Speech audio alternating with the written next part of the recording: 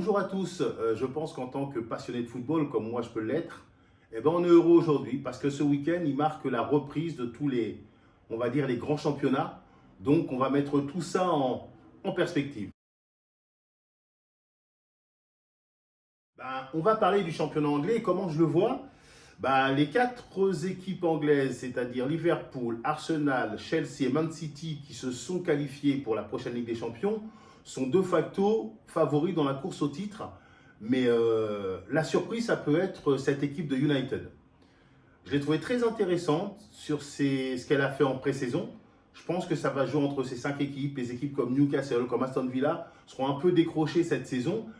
Et donc, je pense que le titre va se jouer entre ces 5-6 équipes. Et ma grosse surprise, c'est que je pense, par rapport à son recrutement, mais on y viendra par la suite, que United ne sera vraiment pas loin. Et Chelsea aussi. Et que ce sera un championnat très attractif. J'espère que jusqu'à 5-6 journées de la fin, on aura encore un gros suspense. Ce qui m'a marqué dans ce recrutement, on va dire, des équipes, c'est que je me rends compte que le foot, c'est aussi, alors je ne sais pas si je dois dire un effet de mode, un petit peu, c'est qu'on jouait beaucoup sans avant-centre, et là aujourd'hui on se rend compte qu'il y a le retour des avant-centres des vrais avant-centres, des joueurs de surface, des joueurs forts athlétiquement, costauds. On voit Arsenal qui a pris Gyökeres, on voit United qui a pris Šeško. On voit d'autres équipes aussi qui ont pris des avant-centres.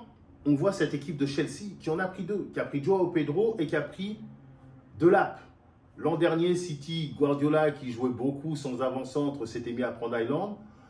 Ça veut dire que ces équipes se sont rendues compte que malgré le projet collectif qui est abouti, notamment du côté d'Arsenal et du côté d'autres équipes aussi, il vous faut quand même ce joueur capable de vous marquer plus de 15 buts dans une saison.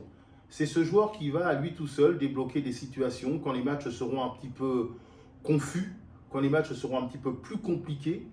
Et j'ai oublié aussi Ekitike que Liverpool a acheté. Donc voilà, beaucoup de clubs ont misé sur des purs avant-centres. Alors ça ne veut pas dire qu'on ne peut pas jouer sans avant-centre, mais moi personnellement je préfère quand il y a un joueur qui est à l'aise dans la surface, qui est capable de marquer des buts, qui est capable de faire la décision. Mais comme aujourd'hui il y a la disparition pratiquement des numéros 10, on a demandé, comme à Benzema, de jouer avant-centre, mais d'être aussi pratiquement une sorte de numéro 10. Mais tous les avant-centres, ceux que je vous ai nommés notamment, ne sont pas capables de le faire. Ils sont dans un autre registre, grands, costauds, surface, dos au but, mais ce ne sont pas forcément des avant-centres qui vont se muer en numéro 10, on va dire.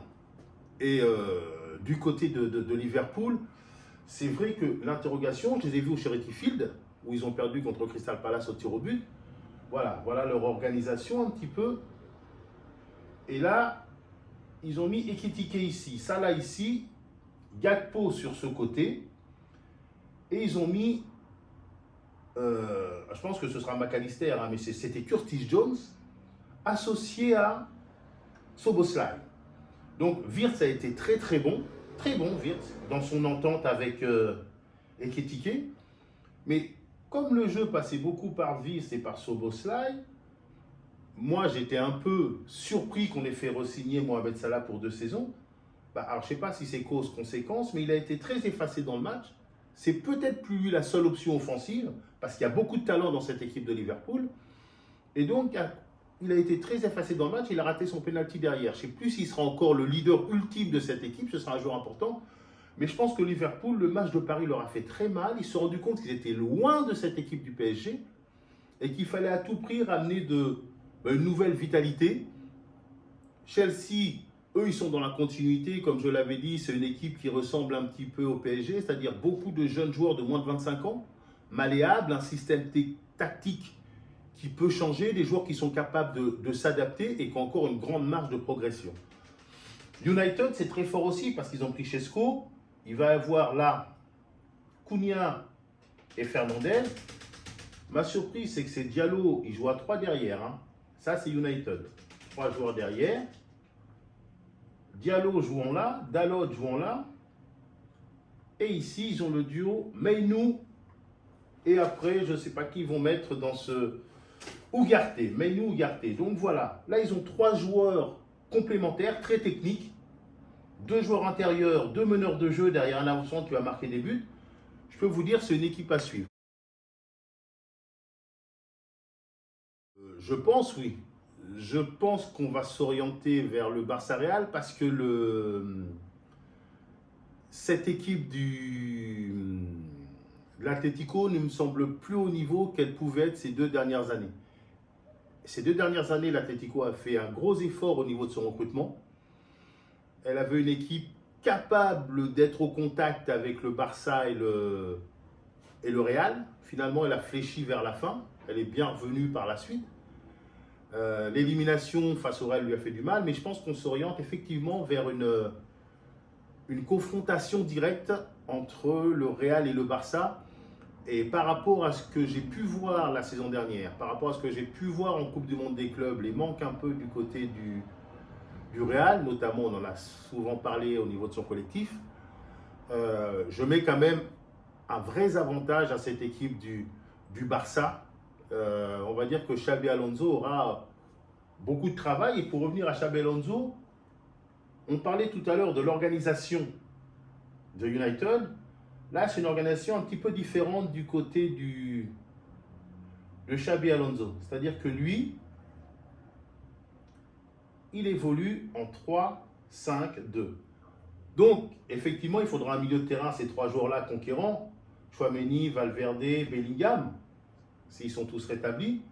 Mais même ces 3-là alignés, il m'a paru manquer quelque chose et il compte énormément sur Güler dans ce milieu de terrain-là pour créer du jeu.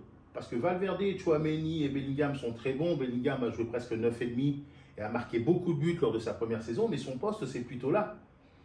Alors que Güler est capable de jouer très bas, avec son pied gauche, de mettre des longs ballons Vinicius Mbappé, de jouer un petit peu plus haut et de créer, voilà, de désorganiser la défense adverse et de trouver les bonnes passes. Donc, j'ai l'impression qu'il compte énormément sur lui. Après, il va falloir qu'il refasse une défense conquérante, on va dire.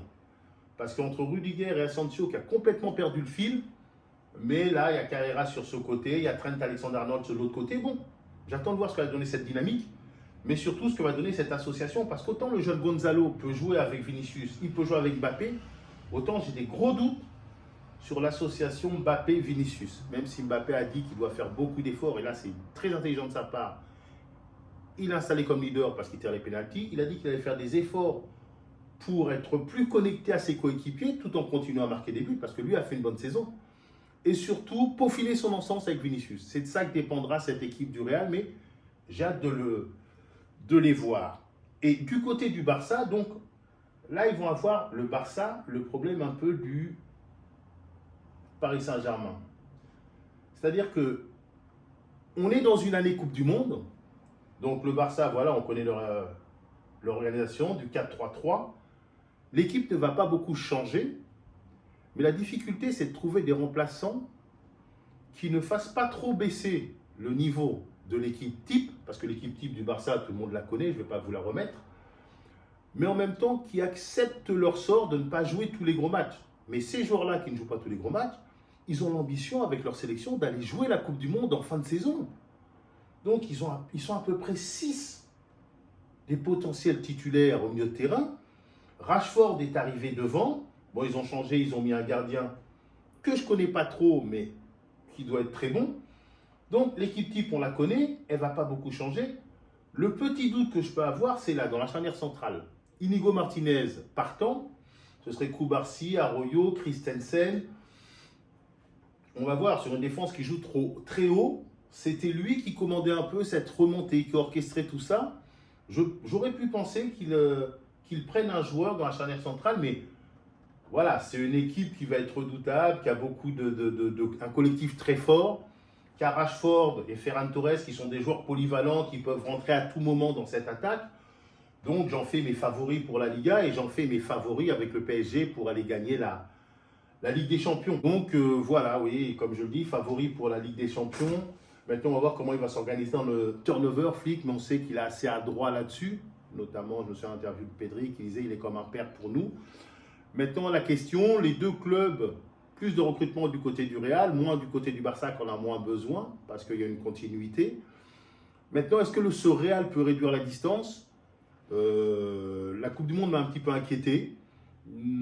Coupe du Monde des clubs du Real. Maintenant, on va voir tout ça sur le début de championnat et puis on en reparlera entre nous. Par rapport à ce qu'ils ont montré, je pense que oui, ils repartent sur un cycle je ne sais pas si c'est de victoire, mais c'est une équipe que tout le monde craint en Europe, le Paris Saint-Germain. Une équipe fatiguée, éreintée, qui a réussi malgré tout à trouver les ressources mentales pour aller vaincre cette équipe de Tottenham au penalty, mais ce n'est pas immérité, on va dire. C'est une équipe éreintée qui a trouvé les ressources. Maintenant, je dirais que cette équipe du PSG a les mêmes problèmes de riches que le Barça. C'est-à-dire que c'est une équipe qui a un vrai collectif, une vraie continuité, qui a une équipe type qui se dégage maintenant, que tout le monde connaît pour les matchs de gala, et des joueurs comme Hernandez, internationaux, Wael Sarri-Emery, internationaux, Lee Kang-in Lee, internationaux. Ça va se bagarrer devant entre 4 places pour 3 joueurs, entre Barcola, Carvelia, Doué, Dembélé qui est indiscutable. Donc tous ces joueurs-là, avec la perspective Coupe du Monde, s'ils sentent qu'ils ne jouent que les matchs secondaires, ça peut devenir autre chose. Mais effectivement, tout comme le Barça, je dis, ils ont recruté et ils ont raison au compte-gouttes. Petite surprise pour moi, Chevalier, par rapport à Donnarumma. Et derrière, ils ont juste pris Zabarni qui va rentrer doucement dans les chaussons de Marquinhos qui n'a pas dit son dernier mot. Donc oui, pour le championnat de France, j'ai pas de soucis, ils sont champions, ils sont dominants. Et ils sont capables de faire un back-to-back parce qu'ils sont encore très jeunes, très ambitieux. Ils ne sont pas du tout encore rassasiés de victoires comme ils l'ont prouvé sur cette Super Coupe. Donc oui, le PSG est encore le grand favori, est encore un ogre en Europe. Et comme l'a dit Thomas Frank, c'est la meilleure équipe du monde actuellement. Allez, on se retrouve pour faire le bilan de ce qui s'est passé sur cette première journée en PL, en Ligue 1, on va dire, et en Liga. Et on verra un peu ce que nous donneront ces premiers matchs comme indication. À la semaine prochaine.